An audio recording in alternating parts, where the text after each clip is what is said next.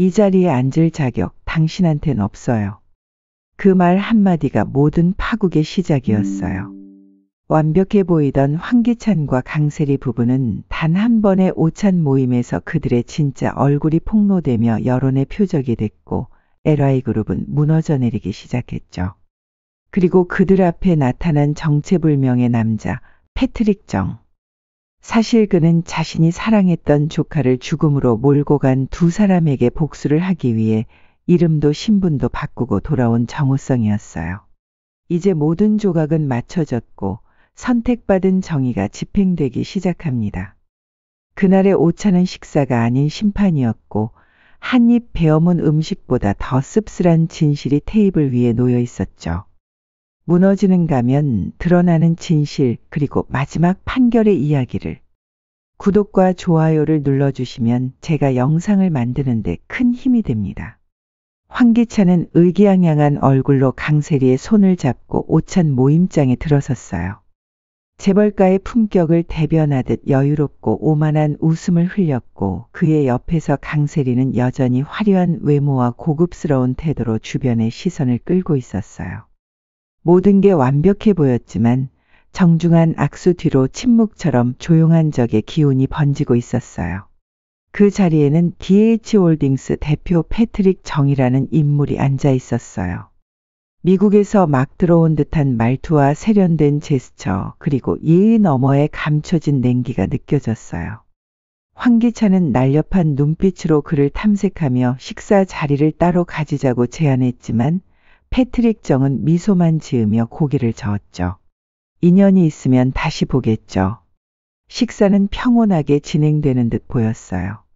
그러나 갑자기 식당 천장에 스크린이 내려왔고 영상을 재생하기 시작했죠. 모두가 시선을 돌렸고 그 순간 유튜브 채널 폭로월드의 실시간 방송이 스크린을 가득 채웠어요.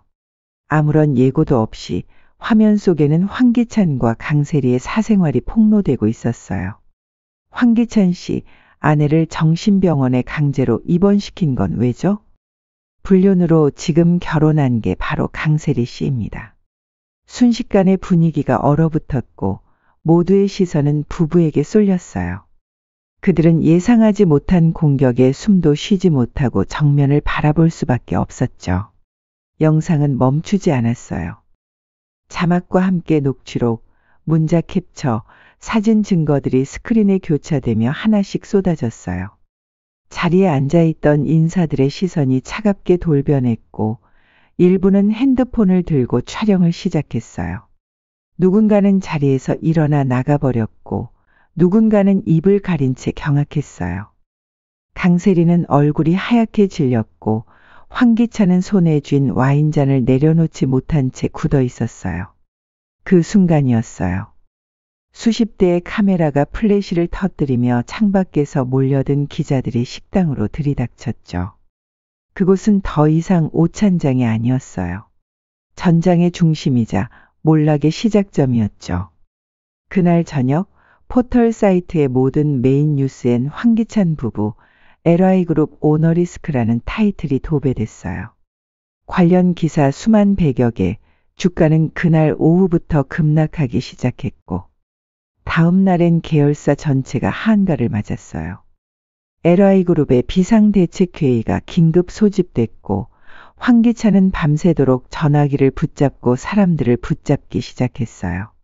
하지만 이미 그의 손을 잡고 있던 금융권 인사들은 하나둘 발을 빼기 시작했어요. 투자은행은 대출 회수를 언급했고 협력사는 공문으로 거래 중단을 예고했죠.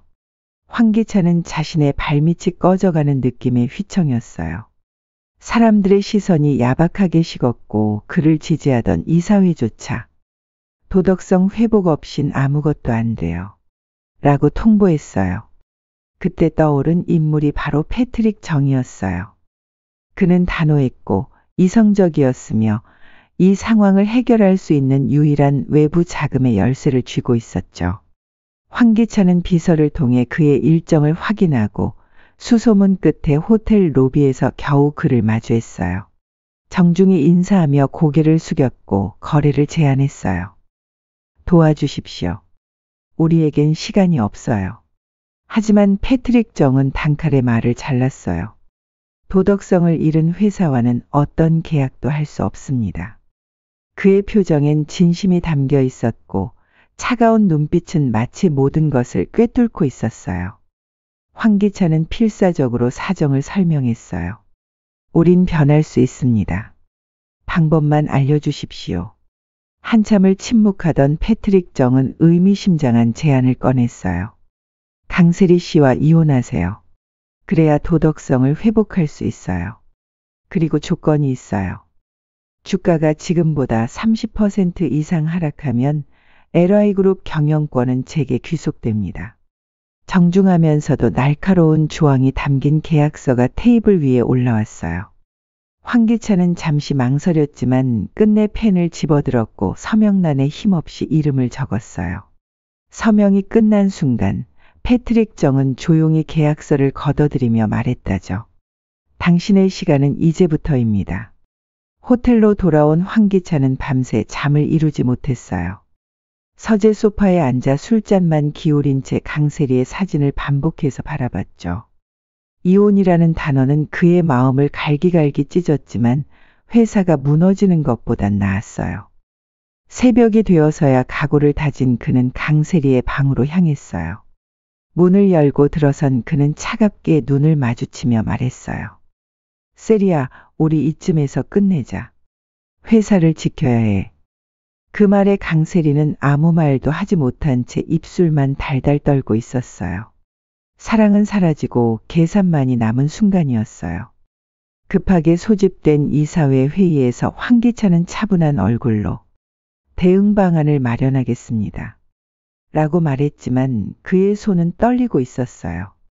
몇몇 이사는 이미 얼굴을 돌리고 전화기를 붙잡고 있었고 재무팀장은 눈을 피한 채 현금 유동성이 일주일을 못 버틸 수도 있습니다. 라고 조심스레 말했죠.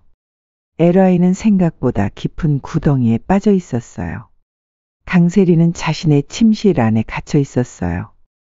기사도 댓글도 사람들의 시선도 모두 창밖에서 자신을 찌르고 있다는 느낌이었죠. 휴대폰은 꺼진 지 오래였고 아무도 그녀를 찾지 않았어요. 그녀는 화장대를 붙잡은 채 혼잣말을 중얼거렸어요. 나만 당할 순 없어. 그 사람도 끝이야. 복수를 위한 감정이 서서히 피어오르고 있었어요. 황기찬은 다시 패트릭 정에게 연락을 시도했어요. 하지만 그는 이미 DH홀딩스에서 일정상 해외 출장을 떠났다는 답변만 남겼죠.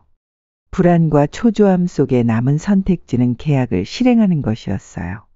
그는 기자회견을 열겠다고 결정했고 회사를 위해 도덕성 회복이라는 명분을 앞세워 준비에 들어갔어요. 결심은 빠르고 단호했어요. 다음 날 기자회견장이 열렸고 수십 개 언론사가 카메라를 들고 몰려들었어요. 황기찬은 준비한 멘트를 읽으며 말했다죠. 저 황기찬은 LI그룹의 회생을 위해 모든 사적 감정을 내려놓고 도덕성을 회복하는 데 앞장설 것입니다. 오늘부로 제 아내 강세리 씨와 법적 이혼 절차에 돌입합니다. 기자들은 일제히 플래시를 터뜨렸고 그 순간 모든 게 현실이 되었어요. 이혼 발표 직후 패트릭 정의 사무실로 LI그룹 법무팀에서 서명된 계약서가 전해졌어요. 패트릭 정은 아무런 감정도 없이 그 문서를 읽고 서랍 깊은 곳에 넣었죠. 그 순간 그의 입가엔 흘깃 올라가는 미소 하나가 스쳐 지나갔어요. 이제부터 진짜가 시작되지. 혼잣말이 회색 사무실에 가볍게 맴돌았어요. 아직 아무도 그의 정체를 모르는 상태였죠. 이혼 발표 이후 LI그룹의 주가는 조금씩 회복세를 보였어요. 도덕성 회복이라는 명분이 언론에 긍정적으로 작용했고 소액 주주들은 다시 매수에 나서기 시작했죠. 기업 분석 보고서에도 회생 가능성 있음이라는 문구가 추가되었고 금융권도 재협상 여지를 보였어요. 황기찬은 처음으로 다시 숨을 쉴 수 있을 것 같았어요. 그 여파는 투자자 신뢰를 일시적으로 회복시키는 듯 했지만 패트릭 정의 표정은 여전히 차가웠어요. 그는 끝까지 마음을 열지 않았죠. 그날 밤 황기찬은 혼자 사무실에 앉아 계약서를 다시 펼쳐보며 술잔을 기울였어요. 30%더 빠지지 않으면 되는 거야. 난 끝까지 버틸 수 있어.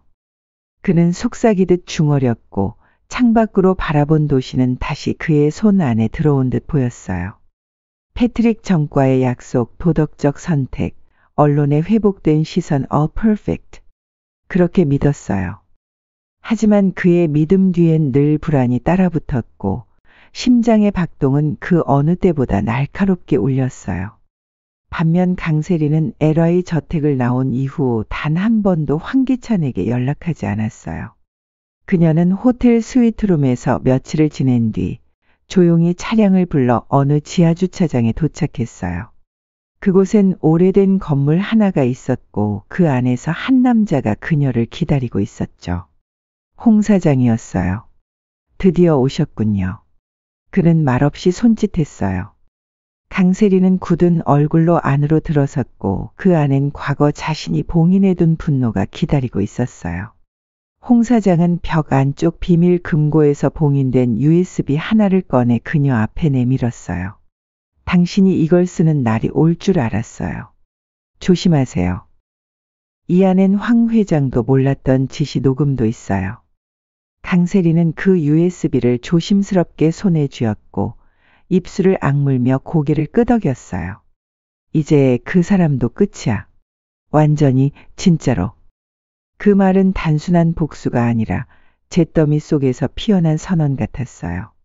며칠 뒤 한 언론사 고위 간부의 책상 위에 봉투 하나가 놓였어요. 발신자 불명. 그 안엔 황기찬이 특정 인물의 죽음을 사주한 정황이 담긴 녹음 파일과 문서 그리고 검찰에 가지 않은 로비 자금 내역이 정리되어 있었어요. 이거 진짜야? 편집장은 믿을 수 없다는 듯 손에 땀이 맺히며 되물었고 기자는 고개를 끄덕였어요. 오랜 시간 입을 다물고 있던 진실이 마침내 누군가의 손에 넘어간 순간이었어요. 폭로 기사는 평일 오전 7시 정각에 맞춰 배포되었어요. 헤드라인은 이렇게 시작되었죠. 충격 단독, LA 회장 황기찬, 살인교사 정황 포착. 기사는 단 1시간 만에 100만 뷰를 넘겼고 경제지부터 종합지, 유튜브 채널까지 모든 매체가 해당 기사에 매달렸어요. 포털 실검은 다시 황기찬의 이름으로 덮였죠. 뉴스 댓글에는 분노와 혐오 그리고 냉소가 뒤섞여 쏟아졌고 여론은 더 이상 돌이킬 수 없게 기울었어요. 기사를 접한 LI그룹 주가는 개장 직후 또다시 급락했어요. 주주 게시판은 분노의 글로 폭발했고 일부 이사들은 즉각 긴급 소집을 요구했어요. 거래은행들은 신용보증 중단을 통보했고 일부 사채업자들은 본사 앞에 직접 찾아와 항의하기 시작했죠. 황기찬은 회장실에서 핸드폰을 쥔 채 손이 떨렸어요. 그에겐 그 어떤 방어 논리도 시간이 주어지지 않았어요. 황기찬은 곧장 언론사에 정정보도를 요구했고 법무팀에 고소를 지시했지만 아무도 움직이지 않았어요. 기사에는 녹음 파일이 포함되어 있었고 그의 목소리는 너무도 또렷했어요. 그자 없애버려. 문제 생기지 않게. 목소리를 들은 이사회는 충격에 휩싸였고 누군가는 자리에서 고개를 숙인 채 중얼거렸어요. 진짜였어. 사무실은 말없이 무너지는 성처럼 조용했어요. 그 시각 패트릭 정은 DH홀딩스 회장실에서 조용히 주식 시세를 모니터링하고 있었어요. 계약서 조항에 따라 주가가 기준보다 30% 이상 하락하면 경영권이 자동 귀속되는 조건. 그는 웃지도 긴장하지도 않았어요. 단지 화면 아래 뜬 붉은 수치를 바라보며 고요하게 속삭였어요. 안타깝지만 당신은 그 선을 넘었네요. 마치 오래 준비해온 수술처럼 차분한 그의 손엔 흔들림이 없었죠. 그리고 그 순간 주식시장 종가 기준으로 LI그룹은 31.2% 하락. 조건 충족. 계약 조항이 발효되는 순간 황기찬의 이름은 시스템에서 이사직에서 자동 삭제되었고 LI그룹 최대 주주는 DH홀딩스로 변경되었어요. 단 하나의 서명, 하나의 선택이 만든 결과. 그는 고개를 들었지만 더 이상 자신이 지배하던 세상이 눈앞에 있지 않았어요. 권자는 무너졌고 오만은 부메랑이 되어 돌아왔어요. LI그룹 이사회는 황기찬의 해임안을 만장일치로 통과시켰어요. 회장은 더 이상 아무런 권한도 없었고 그의 명패는 서류화만에 밀려나 있었죠. 언론은 몰락한 재벌, 회장의 민낯이라는 자극적인 헤드라인으로 연일 특집을 쏟아냈고 시청자들은 그 몰락에 묘한 쾌감을 느끼며 클릭을 멈추지 않았어요. 그는 하루아침에 가장 위험한 이름이 되었어요. 그 모든 결과는 되돌릴 수 없었어요. 자택에 고립된 황기찬은 창문을 가린 채 조명도 없이 술에 취해 있었어요. 전화기는 끊겼고 뉴스는 멈췄으며 문 밖에는 언론과 채권자들이 진을 치고 있었죠. 자신이 쫓던 성공과 권력은 연기처럼 사라졌고 남은 건 서명 하나로 넘겨준 그룹의 공백뿐이었어요. 그는 패트릭 정의 얼굴을 떠올리며 혼잣말했어요. 대체 그자 뭐지? 그 모든 결과는 되돌릴 수 없었어요. 그 시각 DH홀딩스 본사에서는 조용한 인수식이 비공개로 열렸어요. 이 사진 앞에서 패트릭 정이 차분한 음성으로 인수 취지를 설명했고 투자자들에게 새로운 비전과 안정성을 약속했어요. 그는 한치 흐트러짐 없는 말투로 말했죠. 우리는 LI를 재건할 겁니다. 도덕이 무너지면 기업도 무너집니다. 그 자리에 있던 누구도 그의 출신을 의심하지 않았어요. 그 모든 결과는 되돌릴 수 없었어요. 그러나 며칠 뒤 경제지 칼럼 한 편이 사람들의 관심을 뒤흔들었어요. DH홀딩스 대표 과거 신분 미스터리라는 타이틀이었죠. 그리고 이어서 모 포털의 실시간 검색어에 정호성 이꼬르 패트릭 정이라는 키워드가 등장했어요. 일부 기자들은 예전 의료사고와 정호성의 조카 사건을 파고들기 시작했고 그 연결고리 속에서 진실은 서서히 드러났어요. 그 모든 결과는 되돌릴 수 없었어요. 정호성은 기자들에게 아무런 대응도 하지 않았어요. 대신 DH홀딩스의 비서실장이 짧게 말했죠. 과거가 어쨌든 현재 그는 대한민국 경제를 구한 사람입니다. 사람들의 반응은 엇갈렸어요. 누군가는 정의라고 말했고 누군가는 복수극이라 말했어요. 하지만 한 가지 분명한 건 그가 만들어낸 붕괴가 계획된 것이었다는 사실이었어요. 한편 강세리는 여전히 호텔에 머물며 언론 보도를 지켜보고 있었어요. 패트릭 정의 정체가 밝혀진 순간 그녀는 무언가 부서지는 소리를 들은 듯했어요. 그 사람이었어. 그 아이의 삼촌. 강세리는 잠시 몸을 떨더니 곧 일어나 메이크업을 진하게 하고 고급 정장을 입었어요. 그녀는 마지막 승부를 걸어야 한다고 생각했죠. 그 모든 결과는 되돌릴 수 없었어요. 강세리는 직접 방송국에 출연 요청을 했어요. 난 황기찬의 공범이 아닙니다. 나는 이용당한 겁니다. 생방송 인터뷰에서 그녀는 눈물까지 보이며 자신을 피해자로 포장했죠. 하지만 이 모든 연출은 허술했어요. 방송 직후 SNS에는 그녀의 과거 문자 내역과 호텔 출입 기록, 녹취 파일이 동시에 퍼졌고 대중은 더 이상 속지 않았어요. 그 모든 결과는 되돌릴 수 없었어요. 검찰은 즉각 강세리에 대한 출국 금지 조치를 내렸고 그녀의 사무실과 자택에 대한 압수수색도 병행되었어요. 황기찬은 이미 수사선상에 올라 있었고 강세리 또한 살인교사 공범 혐의로 조사 대상이 되었어요. 기자들은 연일 두 사람의 검찰 출두를 보도했고 최악의 부부라는 별명이 언론과 대중의 입에 오르내렸어요. 그리고 결국 검찰청 앞에 두 사람은 나란히 서게 되었어요. 카메라 셔터가 미친 듯이 터졌고 누군가는 소리쳤어요. 후회되십니까? 황기찬은 입술을 깨문 채 말이 없었고 강세리는 고개를 푹 숙인 채 아무 대답도 하지 않았어요. 긴 시간 동안 쌓아올린 성공이 단 하나의 진실 앞에서 무너지는 그날이었어요. 그 모든 결과는 되돌릴 수 없었어요. 구속영장이 청구되었고 법원은 두 사람 모두에 대해 발부를 결정했어요. 황기찬은 살인교사 및 횡령 혐의로, 강세리는 공범 및 위증 혐의로 구속 수감되었어요. 차가운 구치소 독방에서 황기찬은 처음으로 자신이 무엇을 잃었는지 마주하게 되었죠. 세상은 조용했고 오직 복수를 끝낸 정호성만이 창밖을 보며 조용히 웃고 있었어요. 1심 선고 공판 당일 법정은 그 어느 때보다 조용했어요. 방청석은 언론과 시민들로 가득 찼고 피고인석에 선 황기찬은 굳은 표정으로 판사를 응시했어요. 판결문은 한 줄씩 낭독되었고 법정 안에는 누구의 기침 소리조차 들리지 않았죠. 피고인 황기찬, 살인교사 및 횡령 혐의에 대해 무기징역을 선고합니다.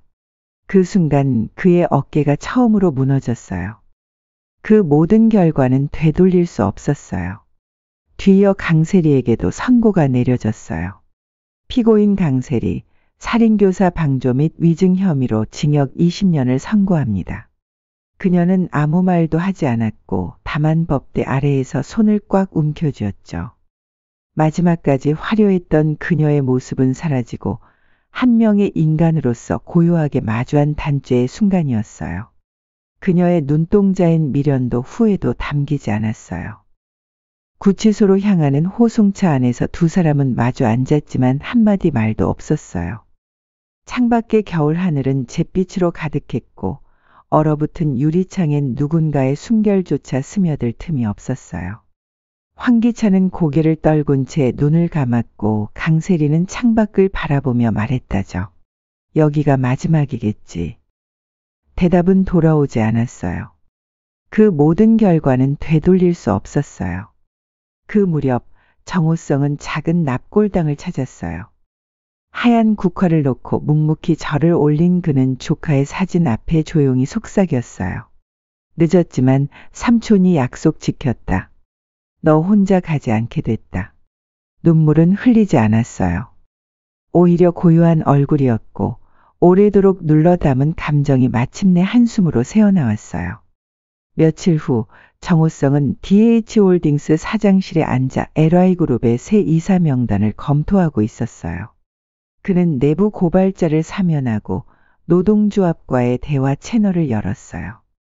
부패한 계열사 간부들을 전원 교체했고 모든 회계 자료를 외부에 공개하겠다는 발표를 했죠. 그것은 복수가 아니라 정리였어요. 철저하게 냉정하고 완전하게 침착한 마무리였어요. 한편 언론은 여전히 두 사람의 몰락을 기사화하고 있었지만 사람들의 관심은 점점 옅어졌어요. 더 자극적인 뉴스가 등장했고 누군가는 그래도 잘 벌던 사람들이 왜 그랬을까? 라고 말했죠. 그들의 이름은 트렌드에서 사라졌고 고요하게 잊혀져 갔어요. 그렇게 오너리스크는 끝났지만 사람들의 기억 속엔 정의는 가능하다는 희미한 문장만 남았어요. 구치소 안에서 황기찬은 도서관 봉사 지원을 시작했어요. 죄수를 위한 법률 자문서를 정리하며 묵묵히 하루를 보냈고 누구보다 먼저 조용히 교도관에게 인사했죠. 사람들은 그런 그를 이상하게 겸손한 사람이라 불렀어요. 하지만 누구도 몰랐어요. 그의 밤은 매일 같은 꿈으로 가득했어요. 조카의 목소리, 정호성의 얼굴, 사인하던 손끝의 떨림이었어요. 강세리는 식사조차 제대로 하지 않았어요. 그 어떤 교화 프로그램에도 참여하지 않았고 방문하는 가족도 없었어요. 그녀는 종종 스스로에게 말을 걸었죠. 다 끝났어. 모두 끝났어. 하지만 그 말 끝에는 묘하게 희미한 미소가 따라붙었어요. 아직 끝나지 않은 무언가가 있다는 듯 눈빛은 여전히 어딘가를 향하고 있었어요. 계절은 바뀌고 어느 늦봄 오후 낡은 건물 옥상에서 정호성이 조용히 하늘을 올려다보고 있었어요. 한 소년이 옆에서 물었죠. 삼촌, 이제 다 끝난 거죠? 정호성은 아이의 머리를 쓰다듬으며 미소 지었어요. 응, 이제 시작해야지. 우리 인생을. 복수의 종착지는 고요했고 새로운 시작은 언제나 그렇게 조용히 다가왔어요. 멀리서 보이는 LI그룹 신사옥은 여전히 크고 화려했지만 그 안에 간판은 바뀌어 있었어요. 이름만 남은 회사, 이름마저 지워진 사람들. 그리고 이름 없는 정의가 조용히 그 자리를 대신했죠. 세상은 늘 있고 다시 반복하겠지만 적어도 한 사람은 멈춰 세웠어요. 가면이 벗겨진 날 진실은 침묵으로 말했어요.